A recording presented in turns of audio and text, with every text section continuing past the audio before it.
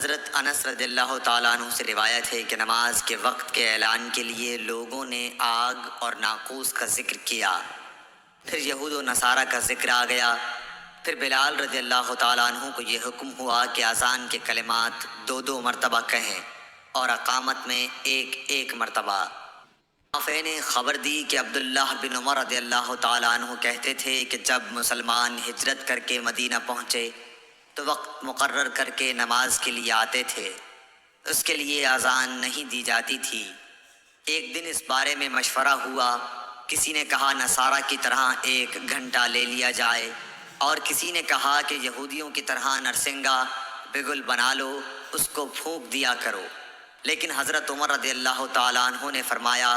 کہ کسی شخص کو کیوں نہ بھیج دیا جائے جو نماز کے لیے پکار دیا کرے۔ اس پر حضرت صلی اللہ علیہ وسلم نے اسی رائے کو پسند فرمایا اور بلال سے فرمایا کہ بلال اٹھ اور نماز کے لیے اذان دے۔ ایوب سختیانی نے ابو قلابہ سے انہوں نے انس رضی اللہ تعالیٰ عنہ سے روایت کیا ہے کہ حضرت بلال کو حکم دیا گیا کہ اذان کے کلمات دو دو مرتبہ کہیں اور سوا قد قامت الصلاۃ کے تکبیر کے کلمات ایک ایک دفعہ کہیں۔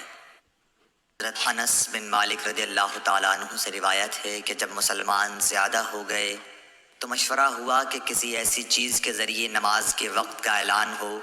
جسے سب لوگ سمجھ لیں۔ کچھ لوگوں نے ذکر کیا کہ آگ روشن کی جائے یا نرسنگا کے ذریعے اعلان کریں، لیکن آخر میں بلال کو حکم دیا گیا کہ اذان کے کلمات دو دو دفعہ کہیں اور تکبیر کے ایک ایک دفعہ۔ انس بن مالک رضی اللہ تعالیٰ عنہ سے روایت ہے کہ بلال کو حکم دیا گیا کہ اذان کے کلمات دو دو دفعہ کہیں اور تکبیر میں یہی کلمات ایک ایک دفعہ۔ اسماعیل نے بتایا کہ میں نے ایوب سختیانی سے اس حدیث کا ذکر کیا تو انہوں نے کہا مگر لفظ قد قامت الصلاۃ 2 ہی دفعہ کہا جائے گا۔ ابو ہریرہ رضی اللہ تعالیٰ عنہ سے روایت ہے کہ نبی صلی اللہ علیہ وسلم نے فرمایا جب نماز کے لیے اذان دی جاتی ہے تو شیطان بھاگتا ہوا بڑی تیزی کے ساتھ پیٹھ موڑ کر بھاگتا ہے تاکہ اذان کی آواز نہ سن سکے، اور جب اذان ختم ہو جاتی ہے تو پھر واپس آ جاتا ہے،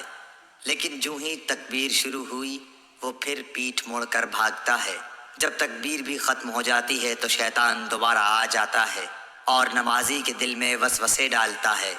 کہتا ہے کہ فلاں بات یاد کر، فلاں بات یاد کر۔ ان باتوں کی شیطان یاد دہانی کراتا ہے جن کا اسے خیال بھی نہ تھا، اور اس طرح اس شخص کو یہ بھی یاد نہیں رہتا کہ اس نے کتنی رکعتیں پڑھی ہیں۔ امام مالک نے عبد الرحمن بن عبداللہ بن عبد الرحمن بن ابی صعصعہ انصاری سے خبر دی، پھر عبد الرحمن مازنی اپنے والد عبداللہ سے بیان کرتے ہیں کہ ان کے والد نے انہیں خبر دی کہ حضرت ابو سعید خدری رضی اللہ تعالیٰ عنہ صحابی نے ان سے بیان کیا کہ میں دیکھتا ہوں کہ تمہیں بکریوں اور جنگل میں رہنا پسند ہے، اس لیے جب تم جنگل میں اپنی بکریوں کو لیے ہوئے موجود ہو اور نماز کے لیے اذان دو تو تم بلند آواز سے اذان دیا کرو، کیونکہ جن و انس بلکہ تمام ہی چیزیں جو مؤذن کی آواز سنتی ہیں قیامت کے دن اس پر گواہی دیں گی۔ حضرت ابو سعید رضی اللہ تعالیٰ عنہ نے فرمایا کہ یہ میں نے نبی صلی اللہ علیہ وسلم سے سنا ہے۔ حضرت انس رضی اللہ تعالیٰ عنہ سے روایت ہے انہوں نے نبی کریم صلی اللہ علیہ وسلم سے کہ جب نبی کریم صلی اللہ علیہ وسلم ہمیں ساتھ لے کر کہیں جہاد کے لیے تشریف لے جاتے تو فوراً ہی حملہ نہیں کرتے تھے، صبح ہوتی اور پھر آپ انتظار کرتے، اگر اذان کی آواز سن لیتے تو حملے کا ارادہ ترک کر دیتے، اور اگر اذان کی آواز نہ سنائی دیتی تو حملہ کرتے تھے۔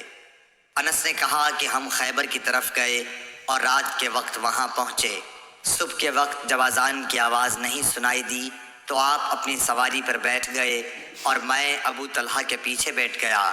چلنے میں میرے قدم نبی صلی اللہ علیہ وسلم کے قدم مبارک سے چھو چھو جاتے تھے۔ انس نے کہا کہ خیبر کے لوگ اپنے ٹوکروں اور کدالوں کو لیے ہوئے اپنے کام کاج کو باہر نکلے تو انہوں نے رسول کریم صلی اللہ علیہ وسلم کو دیکھا اور چلا اٹھے کہ محمد واللہ محمد صلی اللہ علیہ وسلم پوری فوج سمیت آ گئے۔ انس نے کہا کہ جب نبی صلی اللہ علیہ وسلم نے انہیں دیکھا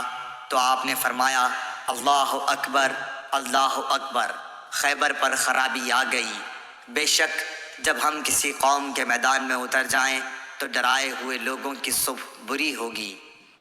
عیسیٰ بن طلحہ نے بیان کیا کہ انہوں نے معاویہ بن ابی سفیان سے ایک دن سنا، آپ جواب میں مؤذن کے ہی الفاظ کو دہرا رہے تھے، اشہد ان محمد رسول اللہ تک۔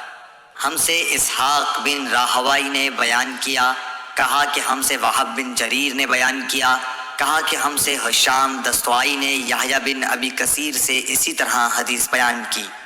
یحییٰ نے کہا کہ مجھ سے میرے بعض بھائیوں نے حدیث بیان کی کہ جب مؤذن نے حی علی الصلاۃ کہا تو معاویہ رضی اللہ تعالی عنہ نے لا حول ولا قوت الا باللہ کہا، اور کہنے لگے کہ ہم نے نبی صلی اللہ علیہ وسلم سے ایسا ہی کہتے سنا ہے۔ محمد بن منقدر نے جابر بن عبداللہ سے روایت کیا ہے کہ رسول اللہ صلی اللہ علیہ وسلم نے فرمایا کہ جو شخص اذان سن کر یہ کہے اللہم رب ھذہ الدعوۃ التامہ والصلاۃ القائمۃ آت محمدا الوسیلۃ والفضیلۃ وابعثہ مقاما محمودا الذی وعدتہ، اسے قیامت کے دن میری شفاعت ملے گی۔